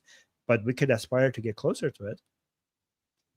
Well, I agree that we have two different ways to see the world, but it's beautiful that we were able to even. I mean, people. I keep seeing this in the comment section too about how people are saying it's really beautiful that we're able to disagree this much, but also let me agree with something. Okay. I want you to have your best life, okay? And if I'm talking generally, I think it's good for generally for us to push for these things that I'm saying, right? But if I as an individual, okay, if I see you enjoying your beliefs, okay, and if it's giving you calm, if it's giving you peace, if it's bringing you joy, I would never want to take that away from you. I would want you to have that for as long as you're not hurting other people, and for as long as that belief is bringing you joy and happiness and peace. I want that for you, and I want you to keep that for as long as you need it. Okay, that's what I would want for you. I'm just talking generally, but for every individual, I just they are a better judge of what makes their life better than I could ever be, right? Everybody is a better experts on themselves, right? So I'm happy that you are, that this is bringing you happiness and calm and peace, right? Absolutely. Right. It also I'm gives happy stress from a certain perspective, but it's the biggest honor in the world to be a part of a lineage of people who are struggling with God. Like I embrace that. It's never simple. It's much easier to tolerate suffering when we do it as a group. It is true. Yeah. Anyways, okay. So I'm not gonna keep you here because oh my god, I'm so sorry. You said 1 hour and a half, and it's okay. I've really enjoyed this, Armin. Really, I am getting a little tired. I want to go take a shower, go to sleep, but I really did enjoy this. Is it okay if I stay and read the super chats? Of course. Yeah. Okay. So. Okay. Yeah. Okay. All right. I'm gonna go take a shower and go to sleep. Armin, I appreciate you so much. We have to do this again, brother. Yeah. You're gonna come visit Israel soon. I'm gonna hopefully come visit you. And guys, this is just the beginning of our friendship. We love each other. We're so excited. Israel and Iran are gonna have peace soon. Azizam, Gorme Sabzi, Am Israel Chai. I'm Israel Chai. Javicha, say Javicha. Wait, is it Zan Zendegi Azadi? Is that how you say it? Did I say it right? Okay, Zan Zendegi Azadi Mad Mihan Abadi. Okay, but also Javicha. Javicha? Javicha. Javicha. Yes, means long live the king. Jajiv. Jaji. What is it? Guys, write it in the chat here. No, somebody wrote it. Jajifa. No, Javid. Javid. Ah, okay. Shah. Javid Shah. Okay, Javid got Shah. it. Javid Shah. Javid Shah. Bye, I'm my Israel brother. Khan. Thank you so much for having Bye. me, man. This was so much fun. See Yeah, you, bro. thank you. Bye-bye. Thank you. See you. Talk to you soon. Guys, wasn't that awesome? Wasn't that the best discussion ever? I enjoyed every single second of that, but I also need to read your super chats. Okay, I'm not gonna read this. Okay, this guy is crazy. I'm not gonna read that guy's super chat. There's an anti-Semitic lunatic that gives us super chats that I'm not going to read any of them because there's so many of them. I mean, I love to take your Jew hating money though, but I'm not going to go through all of that. Let me just unstar every single one of those. Wow, this guy really gave us a lot of super chats. Okay. Let me go to Leslie. Leslie saying, two of my favorite Zionists, keep up the great work. Well, thank you, Leslie. I appreciate that. Oh my God. Tal, the guys, look, Tal just gave us $100 super chat. Holy crap! Wow, that's thank you so much, guys. And he said Javid Shah. Wow, that is so sweet. Oh my god, that's crazy. That's so much. Thank you so much. Oh my god, what an honor. What a sweet guy. That's so sweet. Okay. Guys, did I push on him too hard? Like, is he gonna come back? Do you guys think that I like Torah was upset with me with my views on Torah was really upset with me in the chat regarding my views on Judaism. Torah, you should tolerate my views. Like, as an I'm an atheist. You should be okay with that. Just be okay with me having these views. It's okay. We could be happy with each other. Are you upset with me that I said those things about Yahweh? It's okay. Oh, he's saying it's okay. I love you. Oh, see, look at this. It's okay. Yeah, Torah just said it's okay. I love you. I love you too, guys. I love you. This is what we can do. We can just disagree with each other on these things. You see, Tal wasn't upset. Sam's saying, long live Israel, friends, from an Iranian and his Pahlavi victory for Pahlavi. Thank you so much, Sam's. And then we have Unusual AI saying, so happy to see you both. Great collaboration. Thanks so much for all you both do. Javid Shah, Amazral Chai. That's beautiful. And then Seymour was saying, no to Abraham Accords, yes to Cyrus Accords. Yeah, I could get behind that. And we're saying, whoever free the world from Islam, get the title, the Messiah by me. There's no better achievement to be done for humanity. Yeah, unfortunately, though, I think we're going to be living with Islam for as long as we're human, honestly, unfortunately. Tiana says, oh, thank you. Two super stickers from you from Mexico. Wow. Thank you so much, Tian. That's very sweet. And then we have, wow, guys, we got so many super chats today. That's crazy. Shauna is saying Jesus never said anything violent in the Gospels, and Paul is not Jesus. Shauna, didn't Jesus curse a tree because it didn't have fruits? So that was that. I'm here to piss all of you guys today. Okay, sorry guys, sorry. I'm losing all my fans. Shauna saying defining religion by belief is very specifically Protestants. Those studies should be analyzed. Well, I mean, Islam defines religion by belief. That's why the way that you become a Muslim is to testify that Allah is God and Muhammad is his prophet. So I'm just defining Islam by their own terms. Okay, Uncle Coping is saying, I love the smell of white colonizer. Smells like doo-doo. Okay. What the fuck is that? What was that? That was weird. All right. Shana is saying a point for Tal. There are anti-Semitic verses in my Christian Bible, and I've heard 3 different interpretations about it. Well, that's a point for both of us, Shana. I'm an atheist, okay, so I'm not going to argue against that. You should take that up with Torah. Look, Torah is angry again. Look, he's saying, "What the fuck?" Okay, so that would be a point against him in the chat. So that's not a point against me. I'm an atheist. I'm not defending the Torah. Okay, right? So. And then Ginga is saying Allah is equals Al, law is the law, pagan moon god. Actually, Ginga, that is not accurate. That is somebody like that. If you actually go look that up, that is not actually. A lot of people say that, but actually go research that because I think that's actually not that accurate. I do hear a lot of people say that. Drew is saying a Sufi founded Muslim brother. I do believe Allah has comes from other religions. That's true, but I don't think that's the yeah. So Drew is saying a Sufi founded the Muslim Brotherhood. Hamas is a part of Muslim Brotherhood. The practice that occult sciences. It's in the Article 2 of the 1988 Hamas Covenant. Well, let me actually tell you this: the whole reason why we have the Islamic Republic comes because Iran was occupied by the Safavid dynasty, and the Safavid dynasty, guys, just look, it's in the name, Safavid dynasty, which basically made Shia Islam dominant in Iran. They used to be Sufi. It has Sufi origins.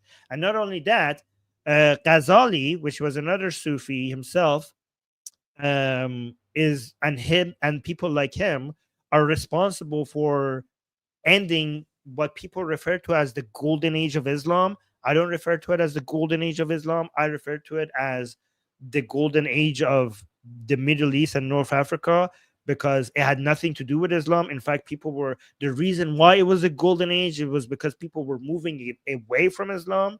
And then the Sufis ruined it. The Sufis made us go back to Islam. So, yeah, they were basically against science and, a lot of the more Western like philosophy, and they kind of ruined it. And then we have another super chat saying, what's ironic about pan-Arabism is that many real Arabs in Saudi Arabia and Emiratis are not pan-Arabists anymore, while the Arabized people still are. Yeah, and also something about pan-Arabists is that they were not very Islamic. In fact, some of them were communists. They were more like Nazi Arabs. Pan-Arabists are Nazi Arab. That's what they are. And that's actually true what you're saying as well. It's interesting. Yeah, and they're not much about Islam. Bar is saying there is another way, Tal, and Iran after IRGC. Yeah, that's why I was arguing as well. And Nick was saying new stream title is God fucked up. Okay, that's a good title. Thank you, Behruz, for the super sticker. Kargad the Wise is saying pacifism is not always good. Yes, I do agree. Pacifism is a bad idea. Pacifism leads to more people getting killed. I don't know your name. Is saying as a practicing Orthodox Jew, I disagree with Tal. What just Tal said: 2 Jews, 3 opinions. Exactly. Thank you for keeping up the stereotype. 2 Jews, 3 opinions is right. But that's I'm just the newbest girl is saying if you want to understand God, begin with researching near-death experiences. I've researched it a lot. Actually, I talk about it in my book. I talk about it in my book, Why There Is No God. I actually have debated the topic. So, guys, my book is available on Amazon. I actually have dedicated a chapter to that in my book, Why There Is No God. So, yes, I have researched that already. And then we have another super chat saying, Max is saying, I am following both you guys and so happy to see you in one frame. Iranian American from Canada, Javid Shah, Hamzrael Chai.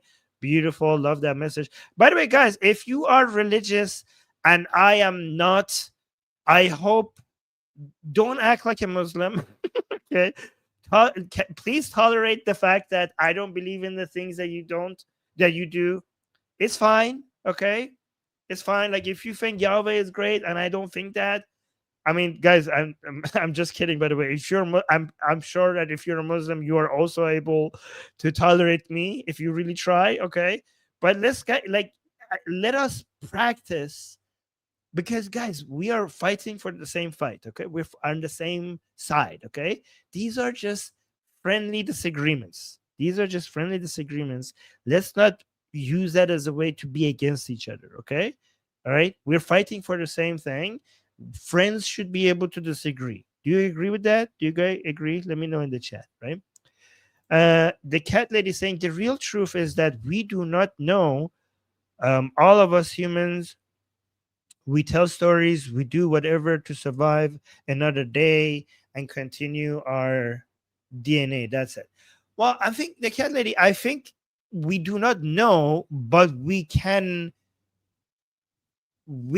be, it's not about knowing for sure. It's about assigning higher probability to things, right? So the modern scientific method has provided us with tools to not claim that we know things for sure, but to be more certain about some things over other things. Not 100%, but to a high degree of certainty sometimes. That's what we have. And that has produced results, right? I mean, look around us. Look at the way that we're living compared to 500 years ago. Obviously, these methods are producing results, so they must be revealing something about objective reality, or else it wouldn't. I mean, do you guys want to get biblical? Do you guys want to get biblical? I will cite your own scripture at you. Know them by the fruits of their labor. And look around you and look at the fruits of the modern scientific method. Need I say more? Need I say more? It must be revealing something about what the world is actually like, or else we wouldn't have all of this. Case closed. Or mic drop. I don't know. All right. So okay. That's Christian. I know it's in the Bible. I didn't say in the Torah. All right. All right, guys. That was a really good stream. I really enjoyed myself. What a nice guy. Go subscribe to him. His channel is amazing. The cat lady saying I have good fruits. Okay. I don't know. Okay. I don't know what that means. Okay. So make sure you like, make sure you subscribe, hit the bell notification, and leave comments under this. Leave comments here so that this channel grows. Okay. And go subscribe to Tal. And yeah, just tell people about Atheist Republic. Make sure you hit the bell notification. Guys, let me tell you a secret. The subscribe button does jack shit. It does nothing.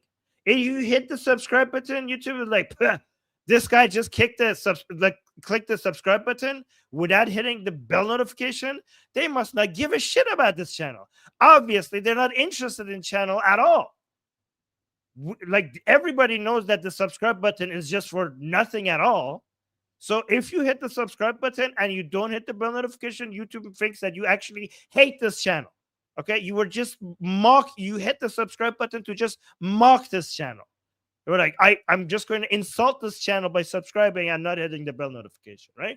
That's what this means. So make sure you hit the subscribe button and the bell notification so the YouTube actually genuinely thinks that you're interested in the content of this channel. Okay.